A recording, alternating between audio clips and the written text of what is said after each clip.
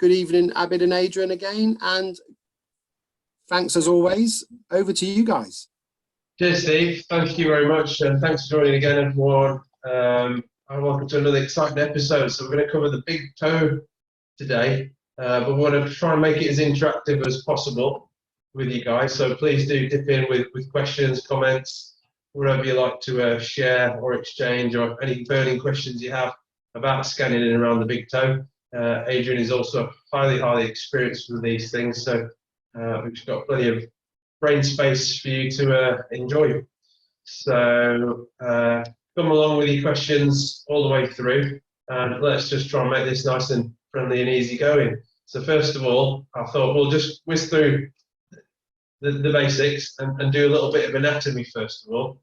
So the point of scanning the big toe, and when we say the big toe, we're probably mainly concentrating and focusing over the first MTP joint, but at the same time you look at the DIP and even the nail plate. I will usually do my scan from the distal all the way to the proximal, and I like to go as far as the first TMT joint. So when we say big toe, we're looking at this whole, what some people call the first ray, and that is the purpose of the scan for today. So sometimes we find, I've lost my foot, sometimes you find that you can get a bit of referred pain maybe coming through in the TMT joint. So we always like to have a little look at that, and then of course we want to have a look at the soft tissue surrounding it. So we started with the bony stuff there. Now I'm going to add on some layers with our fantastic software here. So if you bear with me a moment, it's just loading up. There we go. So here's some muscles appearing, and we should start to see some tendons coming in.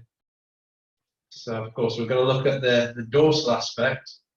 But of course, we're going to also look at the plantar aspect, where we want to see the sesamoids and those lovely round shapes. What we'll do here is add another couple of layers, because we want to see the extensor, the flexor tendon of the big toe, which is just coming into your view screen there now. Okay, so let's wiggle this around. So what you want to do really with this scan is try to get a good image of the tendon passing over the bones, and that's essentially what you're looking for. At this stage, we're not going to look any deeper into the muscles. We just want to see these soft tissue structures that are most commonly right over. So as you can see, the extensor tendon comes right over the tarsometatarsal joint, over the first MTP joint, and then over to the DIP, and it just attaches just over there. So hopefully we can demonstrate. Lost again. Hopefully we can. Hang on. Hopefully we can demonstrate that on the scan, and then we'll flip over to the underside when I figure out how to use this software without making everyone dizzy. That's it. Here we go. Then we'll flip onto the underside, and we'll be looking at the flexor tendon here, and hopefully be able to see its attachment more distally of the phalanx, and then we'll look underneath the MTPJ. Maybe see a bit of the plantar plate, and then also interrogate these sesamoids. So simple and straightforward for today. So we're going to start with our probe in a linear fashion. So we're going to have it heel to toe in the longitudinal. Thank you. Sorry, word escaped me. Longitudinal axis. So you want to, let me just flick over so you can see my arrow. Yeah. So here, if you follow the arrow, you want to place your probe longitudinally, so lengthways from head to toe, and then we'll also flip into transview because you get more detail, particularly with the soft tissue tendons. And we'll interrogate that. So we'll have a little look and guide you through the top, and then of course we're going to flip over, look at the underside. So any questions? I think Steve, are you online to shout them out as soon as you get them? Yeah, I'm here. Man United aren't playing tonight, so I'm not distracted. And have you switched to the scanner view yet, or are you still on the software? No, I'm still on the software at the moment. Good. Wasn't sure. Just in case. Yeah. Okay. No, I'm good. Yeah, we'll jump in with the questions. We'll jump in with questions as we go along. Yeah, jump in. get some get a perspective. Obviously, we see a lot of these in MSK orthopedic practices. Mainly, we're looking at the MTP joint, I suppose. For referrals, most will come through questioning: is there arthritis in the MTP joint? Sometimes you get an effusion. Sometimes you get synovitis, a type of appearance in there. So most referrals will come through, generally speaking, looking at the MTP joint. Probably one of the first places we all tend to get a bit of wear and tear. Any comments on that, Adrian? Do you get referrals for anything other than MTP joint stuff? Related to the big toe, no, just that in the accessories really. Accessories, yeah.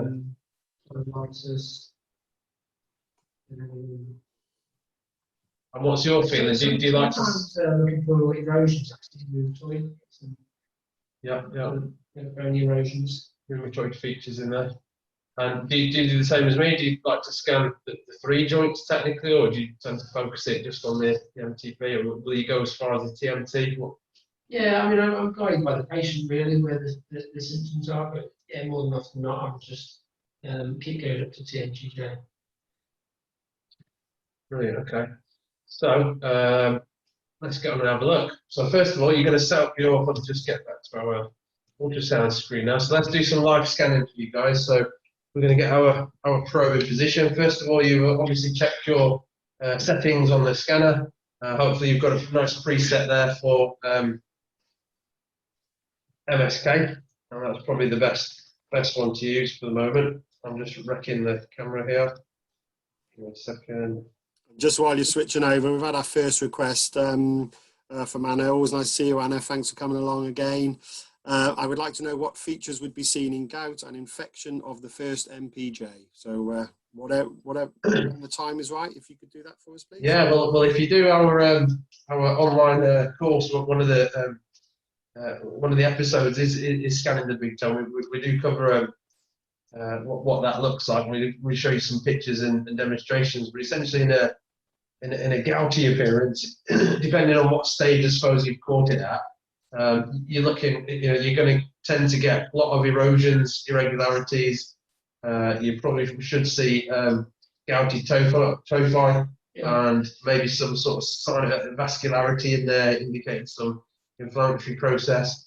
So I'll usually say if you look at what's a normal toe joint, and we'll show you that in a second hopefully, then it's quite plain to see when there's something going on with that. So gout's quite specific. I don't think you can really miss it if you find it. The other key thing is the double contour sign that you can get, which looks like basically just two echogenic lines, just as the uric acid crystals settle on the cartilage interface.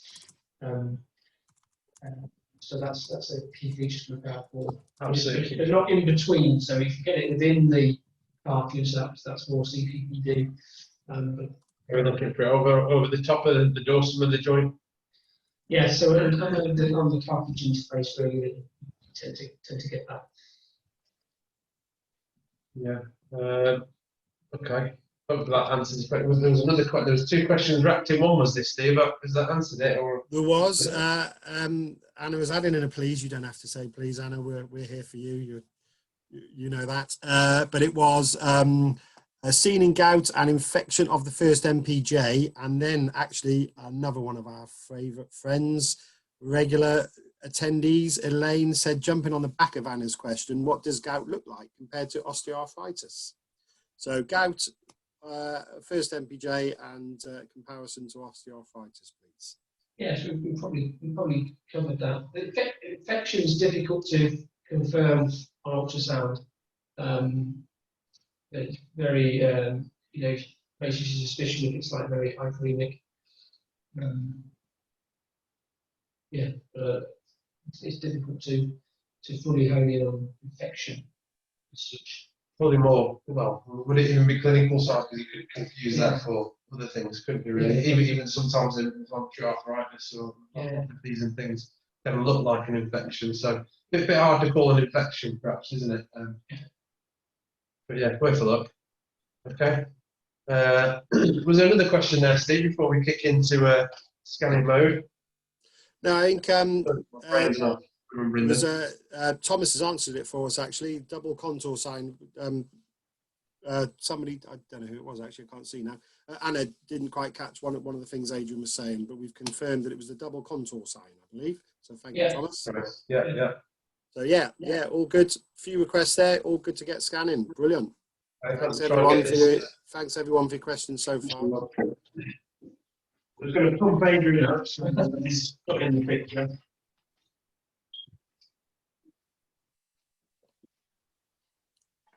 How's that? All right. Okay. Try and get it more actually there. Okay, so plenty of jelly, of course, because it can be quite bony contours. I really don't like Adrian's big toe very much, because he's got a really odd. If you can see it from those, bit of a Alex Valgus with it, the naughty boys wearing these twinkle pickers, and there's medial deviation that is a DIPJ as well. So it's a tricky toe to scan for a beginner, because you've got to kind of contour your probe around the angles of the toe. But I suppose that's good for practicing. So just have a look on the screen there. You just put your finger on where you think the top end is, or you should be able to see according to the little indicators. So we're going to go. That end at the top, that end at the bottom. Okay, so straight off. I mean, you can put your probe anywhere. The first MTP is fairly straightforward to palpate for and visualize, I think. So just try and plonk your probe as close to it as you think you've got. So immediately you can see. I'll just make this screen bigger for you. Can we go on to the screen catcher? Sorry, Abid. Oh, you're not seeing it. No, I think you're still on the software. I see. 1 second. The screenshot, yeah. Oh, see, I've been talking to you assuming that you've been seeing this. Sorry. Can you see that now, Steve? Much better. Sorry, I should have pulled you up sooner. You should have. You're slacking. We need a new. We've had too many weeks off. Okay, so back on the big toe for you. Look. Okay, so here's the first MTP joint, and if you're not sure where you are in space and time, get hold of the tip of the toe and just give it a little wiggle. And you should be able to see some movement there. And actually, if you really plantar flex and dorsiflex, look how much what the heck is that coming out here? A little bit of effusion. Bit of effusion there. So there you go. Something for you to look at tonight. So yeah, just dorsiflex and plantar flex your toe. The trick is really to keep your probe on the structure at the same time, because it's very easy to just lose contact and you're not really achieving anything. So just let the weight of the probe sit on there. You don't have to manipulate it particularly. And if you just let it sit on the top while you bend and flex, you can see some actual movement there. So what you're looking for, and this is the fiddly bit with Adrian's toe, is this kind of picture. So that's kind of the textbook picture that you want to have, give or take. If I freeze that there, and let's annotate this for you. So let's put the. So by the way, you can't have a small effusion at this joint normally. Obviously you can mention it, but it is quite common and quite normal to have a little bit of an effusion at the top joint. So that's that's how you want to sort of annotate. If you are keeping images or recording your pictures, you want to kind of put some labels on there. So depending on the machine you've got, you should have an annotation switch. So you just flick that on, and you're going to try to put some comments onto the picture, ideally. So if you have to refer back to it, or somebody else has to look at it, they can kind of understand where they are in relation to the anatomy.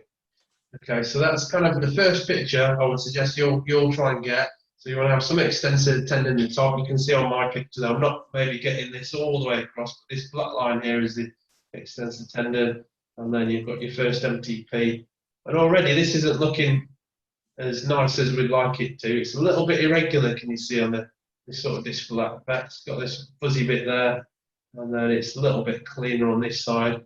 But then, yeah, as we were moving it, we saw a big black blob, hypo. Do you want to give them the technical terminology for how you'd call that in your reports, Adrian? Yeah, rising up and over the top. So how would you write that in? I'd probably call it a compressible anechoic fluid area, because if you press it, you squish down, you can move it, and that's just basically an effusion. So if that was sort of hyperechoic, not quite anechoic, but hyperechoic, I put the Doppler on it, and if it was hyperemic, then that'd be more than keeping the synovitis. So if you see there, if I just scan the toe and just generally gone over it without really interrogating it, we may have missed that effusion there. So just highlighting the point of, look, if I plantarflex it, we're not really seeing all that much there.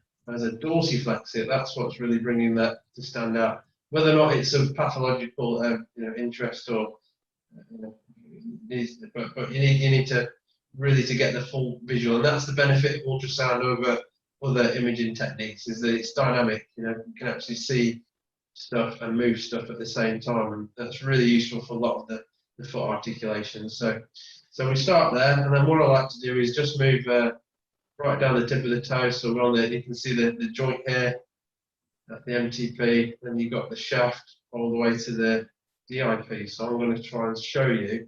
I'll just get this toe in the right position.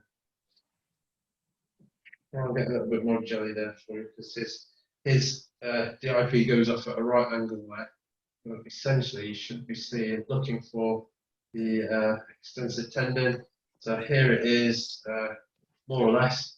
Just shooting over the top of the bone, and then you can just about make its attachment here. The fiddly bit for me is to try and manipulate this and get you the right image at the same time. So now you know what you're looking for. You can see it a bit clearer there. So you want to look for evidence that it's attached and it looks even and uniform. So if we just roll that there, so it's extensor. You can put it You can put extensor half there if you like. And then you can put there DIP.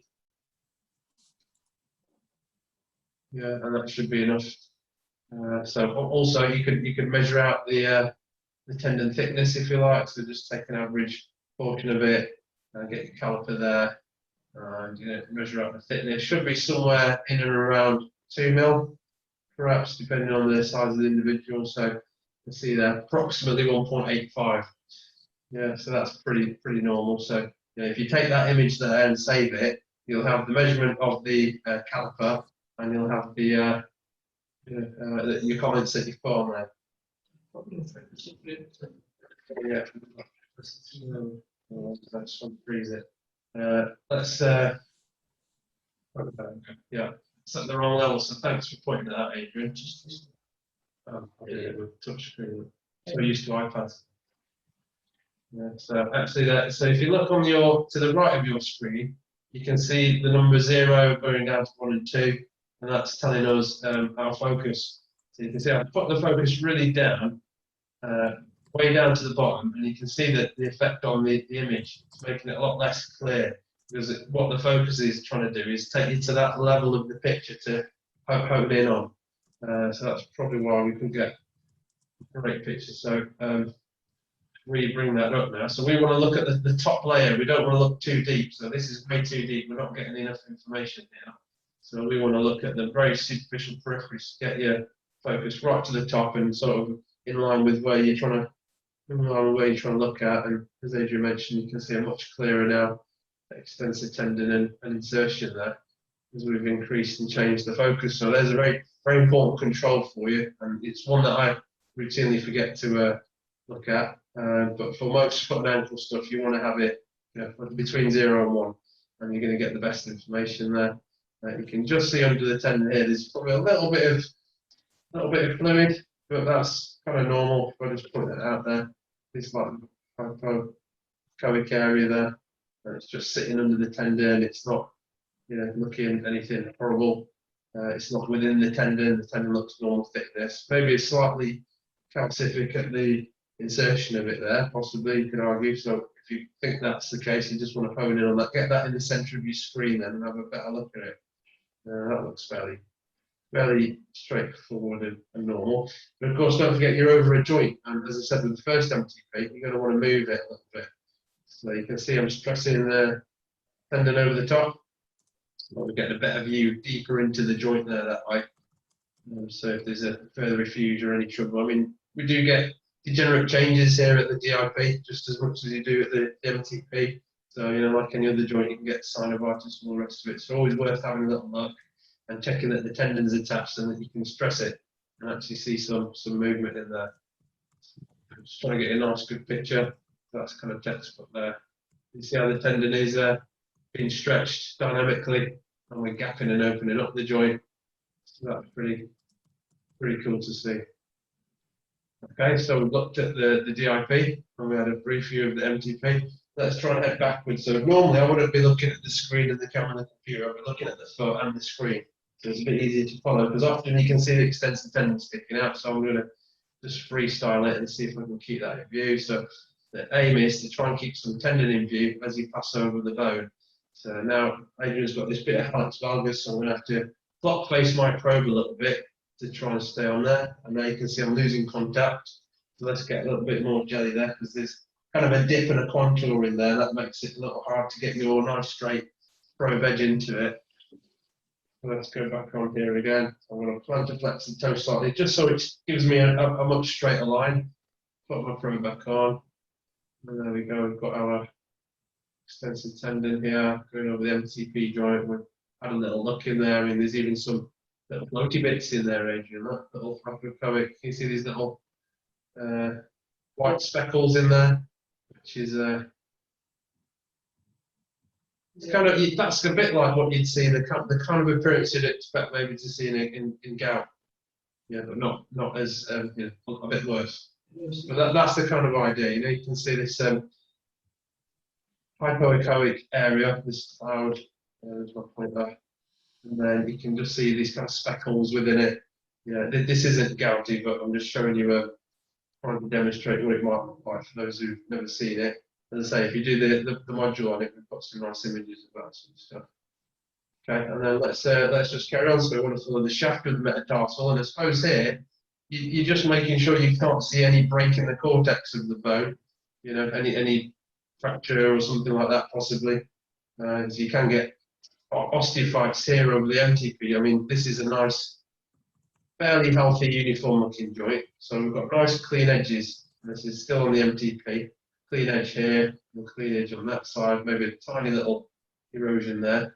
But in anything that's arthritic-y, you're not going to have these nice clean edges and lines. You're going to have sort of jagged edges, and you're going to have little extra lumps and bumps. Sometimes there's a little bit of like a white blob of calcium just kind of floating in thin air sometimes, isn't there? You get these osteophytes all over the place. Sometimes they don't look like they're attached.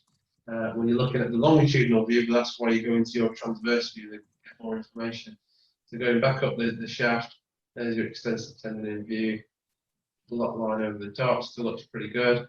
We're just checking the cortex to see if there's anything unusual here.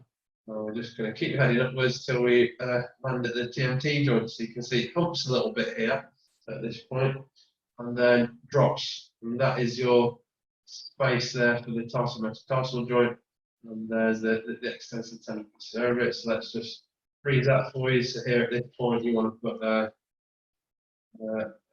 extensor valve there, and then you want to put the TMTJ, or you probably should put first into that first TMTJ. And that's the type of image you want to record for future reference potentially. All right, so just a brief coverage of the dorsum. I'm not going to waffle too much over it, but just takes practice. So you just got to practice moving up and down along the length of it. Try to keep some tendon in view. If you're losing the picture, just make sure you've got plenty of and just try and make life easy for yourself with these little contours and bumps. You know, don't try to get into them. Just try to straighten things out as much as you can with your other hand, and then you can get a much easier view in there. Okay, so hopefully that gives you a bit of a better idea. Is there any questions around that part that we've covered there, Steve? Not at the moment, mate. No, nothing coming yet, other than the earlier ones. Making me work for my money tonight, then. Yeah, absolutely. So that's how we like it. Okay, so let's have a look back at our anatomy picture, and let's see what we're going to do next. So, of course, right there we've covered so we had our probe longitudinal. and we've covered the TMT, then we've gone down the shaft with the phalanx, over the MTP joint, and over to the DIP joint. And this is, oh, you can't see my arrow there, sorry. We're not seeing that, mate. There you can, hopefully now. And then we saw that the tendon inserting just as it passes over the DIP joint here. So that's covered all in longitudinal long axis. Now we'll have a look at spinning the probe and see what it looks like in a transverse view. Yeah. So now it looks completely different, doesn't it? So what you've done effectively, we're just looking at the bony prominence, which, well, let's show you what happens if you spin it. So let's start in long on the MTP. Okay, all the way around. Long over the MTP. Now I'm going to go trans over it. So there we go. So that's the picture that you see now. Let's just try and get that in the center. So very, very different view, isn't it? It's hard to see sometimes the extensor tendon in this part of the foot as it passes over, because it's very, very thin, very broad and flat. So it's a bit easier to see it, I think, in long axis. But your focus is in on this part. So let's get that. Really try and keep the part that you're looking at really in the center of the screen. You can see as I pass over the MTP, there's a bit of a hump, then there's a bit of a gap. You see how it kind of disappears there? You know, you're in the joint space really, and then you get the bone at the distal phalanx back again, and you know, you're just kind of following that bony contour all the way. So it's more useful if you're looking at erosions and, you know, trying to really interrogate the joint. That's when you'd want to really go into trans. But generally speaking, when you're looking at it, in the first instance, it's better on long axis, because you can see you're getting more limited information. And as a flex and extend, I'm not really seeing anything of value other than some blood vessels in and around there, in your nerves. So if you're doing blocks and things, obviously that's good too. But you know, there's the tendon is here. When you're measuring the tendon, Abid, whilst you're there, Yeah. should it be in long or transverse, would you say? What threshold thickness is deemed as pathological? Anything over 2 mil, I suppose, on average, 1.5 to 2 mil maybe. And then I'd usually measure it in long axis, and I'd usually only really look at it in, and you can go deeper on it, like, you know, if you're not sure how much information you get in, let's go deeper, make the picture bigger, and have a look at the top. So, you know, that's your tendon here. If you're not sure, you can just wiggle the toe, see some movement in it. I'll generally only look at it in transview if I suspect there's a tear or something, which can be a bit hard to pick up in the extensor tendon of the toe, because it's very thin and small and flat and broad. If there's a complete rupture, you know, how many of them I've seen in my time? I can't think. I've seen one actually, to be fair. No. How about you? Have you ever seen an extensor tendon ping away? No, I've seen the synovitis of them, but actually, just going back to what they said about measuring. Yeah. I tend to measure it in long section. I suppose it really matters as long as you're measuring the tendon. But when it comes to measuring the Achilles tendon, you just want to be careful, because if you're too medial, then you may pick up plantaris in your measurements in long sections. It's quite difficult to differentiate them. So I tend to measure. I tend to measure in long, but I also will confirm in transverse section as well, and make sure I go right down the middle of the tendon, and I'm not off to one side of the tendon and measuring plantaris. So you just that pitfall that you can get with measuring. You can measure the Achilles in long section. You may get a bit of plantaris in, which may increase your measurement. And keep an eye on the extensor tendon here. And you see as I move up more proximally, it's getting fatter and thicker and fatter and thicker. And now I can see actually more detail in it. And now I'm about the level of the TMT joint, so that's where it's get that right in the middle of the screen. And that's where it's at its most sort of thickest point. So you should see this texture in there. You should see some fibers in there. Sorry, I'll actually there. Don't forget to use minimal probe pressure, because it's very superficial structure. Of course, you've got the skin, and then you're pretty much on the tendon. So if I put some pressure on, you know, it really pushes it out of the way. And so you're really just getting rid of it. So very, very light pressure, of course, on there. So it's also going to affect your few measurements. the tendon if you have too much pressure, you'll squash it and make it look thinner than it actually is. Exactly that. So yeah, otherwise, if I'm looking at the MTP, we're just looking for erosions, osteophytes, that kind of stuff. But yeah, long axis, I think you get a bit more information. So just go back to transverse on that. Go back to the sort of joint of the MTP. Yeah. So you see all that dark there. So I mean, it's going to be normal, but what I tend to do if I saw that over an excessive amount of not anechoic but sort of hypoechoic, so sort of dark but not black, then I'd probably just put the colour on just to see if there's any sort of active synovitis within that.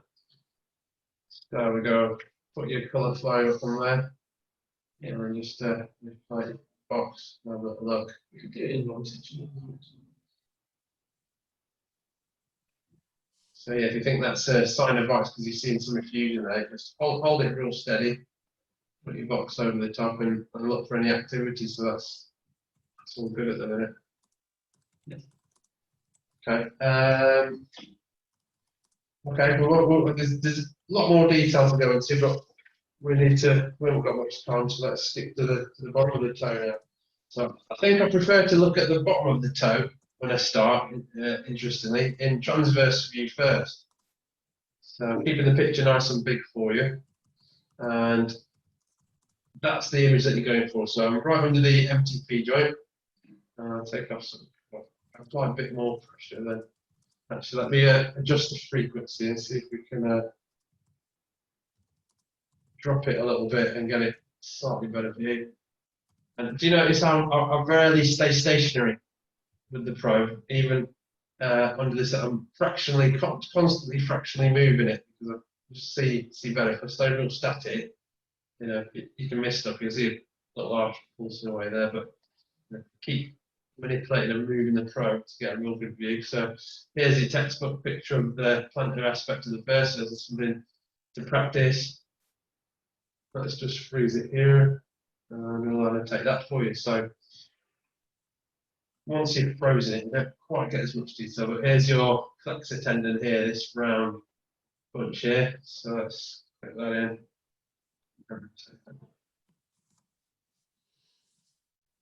Athletic gel. Okay, then you've got your, depending on what you call it, medial or lateral or tibial or fibular sesamoid. So that's your fib, and that's your fib. Sesamoids. Yeah, and then there's your plantar plate there, see, Adrian. Just probably that's probably the cartilage. And then just about here. Yeah. That's the plantar plate level, but again, you probably see that better in long axis. So here, interesting, we've started a. Okay. You know what I mean. Okay, so that's a good image for you to try to practice capturing and recording. Okay, so you're looking for a nice outline over the periphery of the sesamoids, nice cortex without any breaks. If you do see a break, it doesn't actually mean you've got a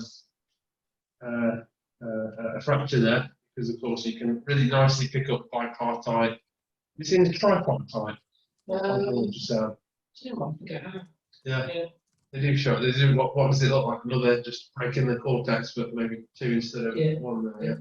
So it kind of looks like a crack in the white periphery of it. There'll be a line going through, a dark line, and it's fairly obvious. There's often like a little bit of a cleft to it, isn't there? When you see a bipartite sesamoid. So do remember they're very common findings, but it's difficult to rule out a fracture. I think if you do see one sometimes, depending on what you see around it.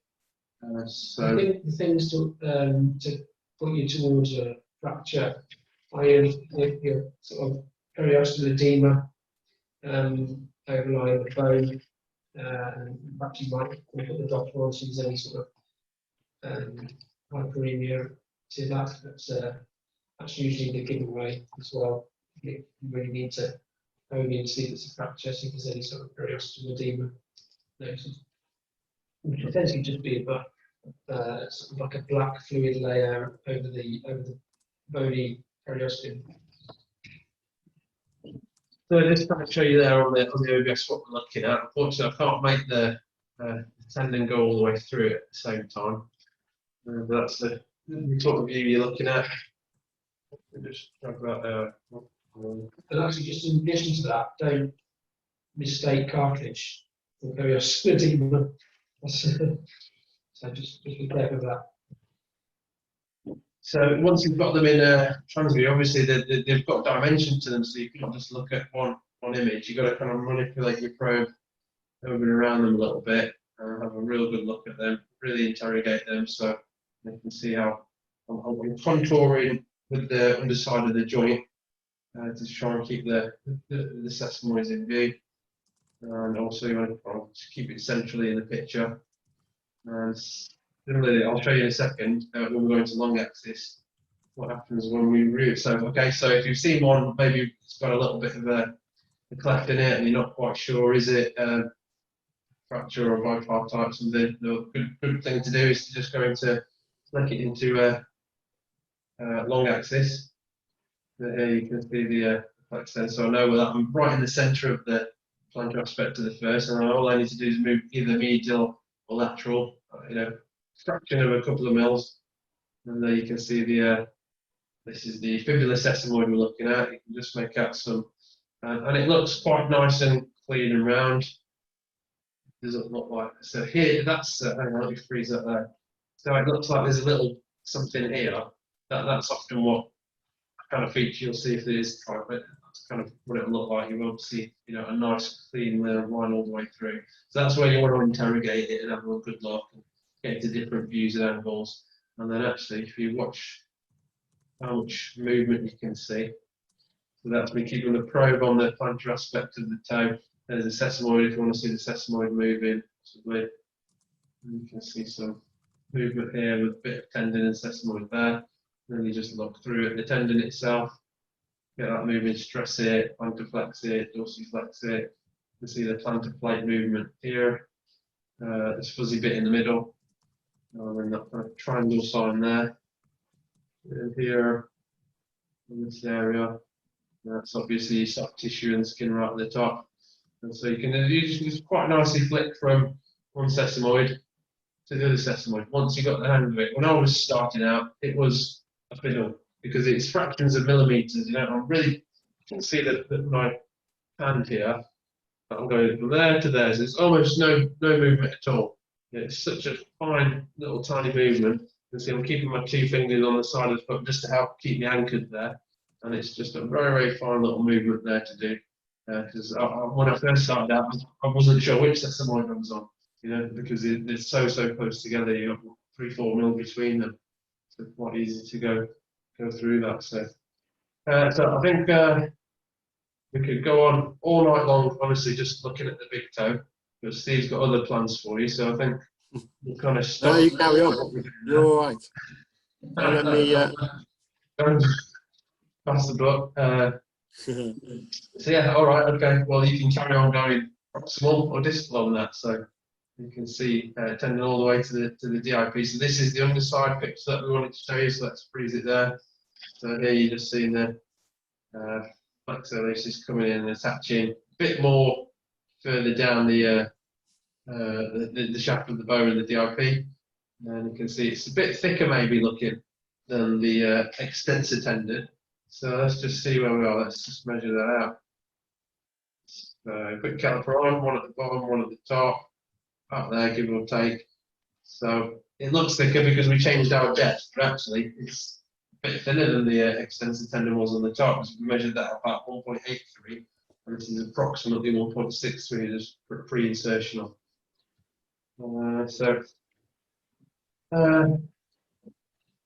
Anything else you want to cover there, Adrian?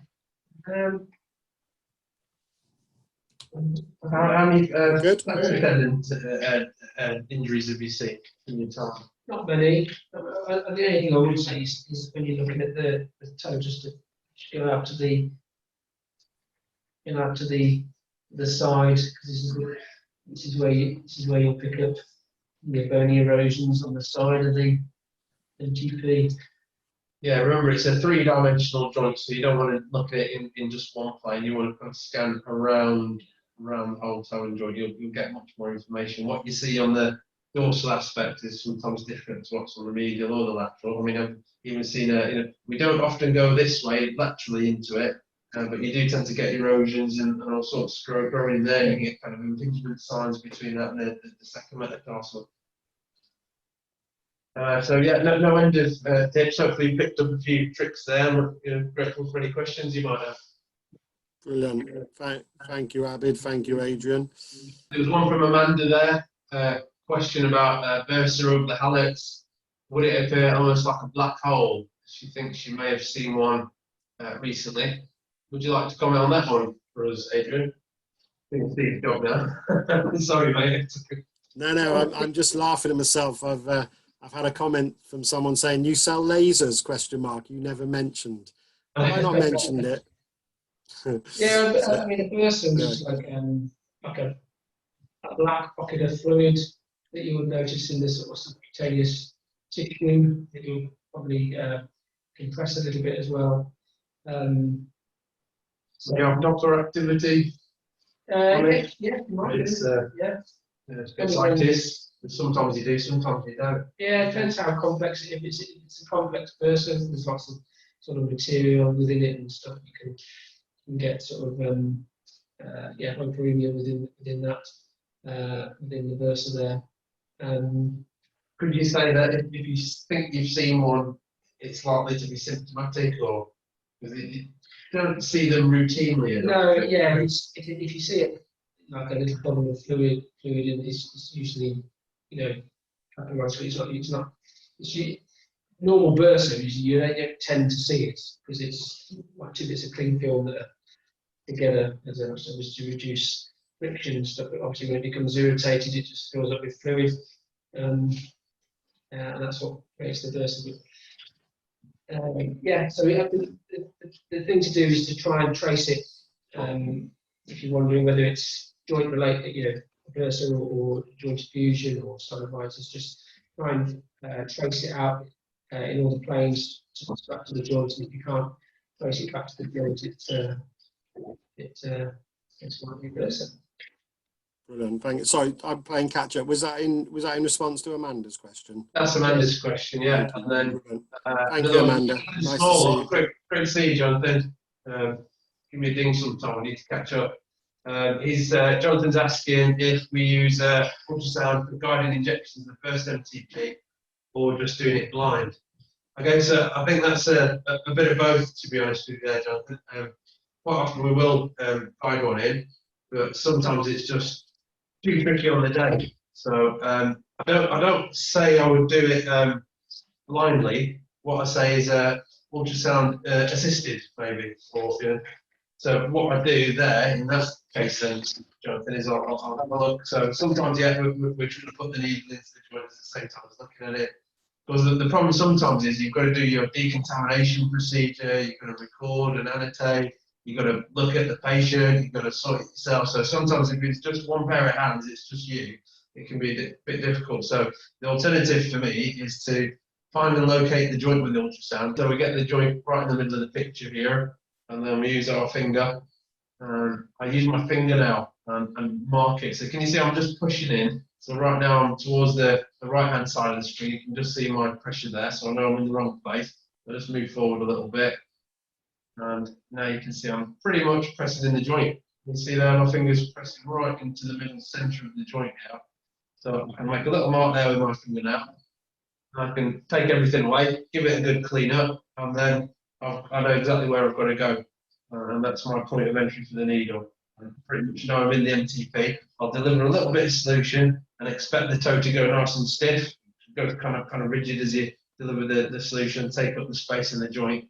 So you just do bit by bit. If you're going to do your LA first anyway, then that's fine. You'll get a nice rigid toe, and you pretty much confirm that you're in the joint. So ultrasound guided, yes, or ultrasound assisted, ultrasound marked, whatever you want to call it. So yeah, don't think you need to do blind as such anymore. So if you've got your scanner, even if you don't fancy doing a guided procedure because it can be a bit tricky and fiddly, then you know, you can still get the use out of it. So no, you won't need to do a blind injection ever again if you get yourself a scanner. Hope that answers the question. Okay, brilliant. In fact, that was from Jonathan, wasn't it? Thanks, Jonathan. Always good to see you. Thanks for joining us. Let's follow this down. Here we go. Thank you for, this from Emily. Thank you. Your commitment to education and CBD is awesome, Celtic SMR. Thank you, Emily. That means a lot coming from you. I know you do some amazing stuff over there in Ireland. So that means Emily's a very busy bee with education, so it's great to see in the world of production. Lots of couldn't have had a nicer comment from a perfect person. So thank you, Emily. From Anna, one of our Sonoscape user family members. I love the X3. Even as a beginner, I could see the picture quality is better and is much lighter, easier to handle bit of kit. Thank you, Anna, for that feedback on the X3. It is a beauty. You're absolutely right. Amanda, thank you exactly. Not sure what that was in response to, but thank you exactly, Amanda. Definitely cheers, Abid. I think that Jonathan catch up. Where are we? Martin's got to leave us. Good to see you, Martin, as always. Nicole, great session, guys. What's the best view for picking up stress fractures at the Met shaft, please? We're sorry, we were just laughing at Elaine's comment. she knows as well. She does for a long time. She knows us only too well. But yeah, she's obviously figured us out now. That's what pointed that out. Elaine, yeah, that's great. She's absolutely right. It wouldn't be us without the techie fail, would it? Yeah. Sorry, a stress fracture for. Yeah, one for Nicole, please. Is it Nigel Bergin? Is it Nigel Bergin? No, Nicole. Oh, Nicole. Sorry, Nicole. Do you want to answer that? What would you? Stress fracture. But see what the expert says. You're looking for that periosteal edema. I think a break in the cortex or a little bump in the cortex, and then that periosteal edema. And again, you can put the doctor on, and sometimes you can get a little bit of hyperemia within this bumpy periosteal edema area. But that should be a giveaway. They're really cool to pick up if you do see them. I can't say I've seen one in the first metatarsal, so that's a pretty dense bone. But the second, third, fourth, and fifth, all day long, oblique fractures, and so many different types of fractures. So just don't forget, you've got to go, as we were saying earlier about the MTP, you've got to try and go around the periphery of it. Bear in mind, it's a three-dimensional structure, it goes all the way around, try and see as much as you can of it. But yeah, you'll just, this is normal. What you should see is a nice straight white line, essentially. And if you see any interruption in that white line, then you might well suspect there's a break there, in which case you probably do still want to go into transverse axis as well and see if you pick it up. I think on the whole it's long axis, isn't it? The metatarsals at least. Yeah. So yeah, you do get them. Particularly I find people with neuromas, for some reason they seem to be more predisposed to stress fractures, particularly. Just seem to see them fairly commonly. So if somebody's had a very sudden onset of pain in the foot and they're known to you for Morton's neuromas stuff, you'll always want to have a little look at the metatarsal shafts and check that they're intact. Thank you, everyone. That was fun. Many thanks. Have a good evening, everyone. Thank you, Thomas. Same to you. Thank you, Joe.